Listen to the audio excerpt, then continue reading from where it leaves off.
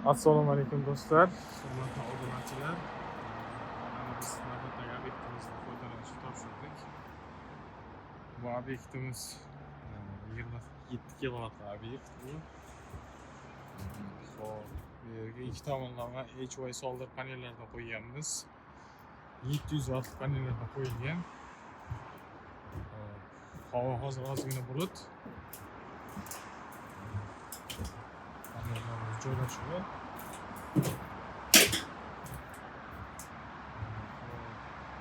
Ko'rishlaringiz mumkin, panellarni joylashtirganmiz. Endi bu yerda ozgina bo'ldi. Ozgina soya beradigan bo'lib qoldi obyektimizga. Reklama. Unda ham quyosh botgan vaqti ko'proq soya berar ekan. Kunduz kuni ayni generatsiyasi baland vaqti soya bermaydi unchalik. Lekin qisman baribir bu tokni ishlab chiqarishga o'z anaqasini beradi, ta'sirini ko'rsatadi. Vaziyatimiz shunga to'g'ri kelib qoldi. Joyimiz chegaralanganligi uchun joydan unumli foydalanish uchun reklama afishasini ortidan joylashtirdik, majbur bo'ldik. Endi klient o'zi shuni xohladi. Biz tushuntirdik klientga, bu ishlab chiqarishga nima deydi, zarari borligini tushuntirdik. Klient baribir qo'yishimizni xohladi. Albatta, endi bu klient xohishi, bizga qolgan unaqa qilmasdik, lekin joyimiz chegaralanganligi uchun shunaqa qo'yib berdik.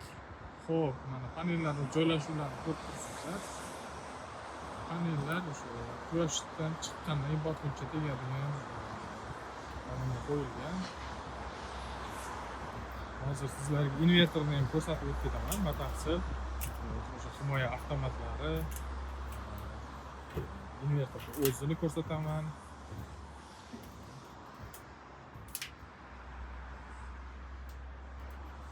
Kilovatli Huawei invertor qo'yganmiz. Shunga moslab tepada panellar qo'yilgan. 705 wattli panellarimizdan qo'yilgan. Ikki tomonlama N-type panellardan qo'yilgan. Xo'p, invertorimizga keladigan bo'lsak, svetовой invertor bu. Chang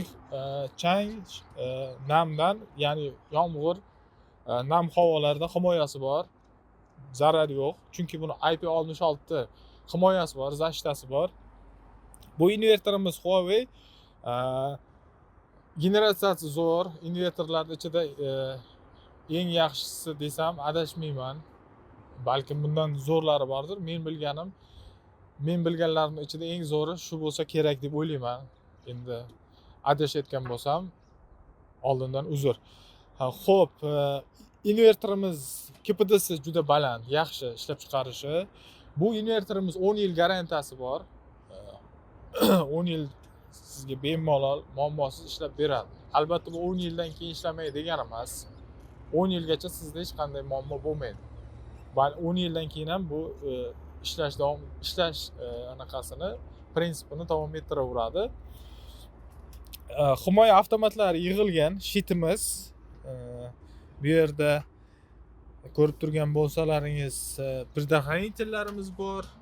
Ko'rinayotgan bo'lsa, pastda uzib chaqmoqqa qarshi impulsli напряжениyaga undan pastroqda DC avtomatlarimiz bor. Invertorni himoya qiladi. Bu yoqda esa AC avtomatimiz silovoyga ishlatilgan 100 amperli zazemleniya qilingan. Invertor ham panellar ham zazemleniya qilingan. Xo'p, yana nimalarni aytib o'tib ketamiz. Bu invertorimiz onlayn monitoring qilishga iloji bor. Bu programmasi bor o'zini. O'sha uzoqdan turib monitoring qilsalaringiz bo'ladi. Qancha tok berayotganini, ishlayotganini ko'rib tursa bo'ladi. Xo'p, bizga obuna bo'ling. YouTube kanalimizda qo'yib boramiz videolarni, bundan da qiziq videolarni qo'yib boramiz. Bizga obuna bo'ling.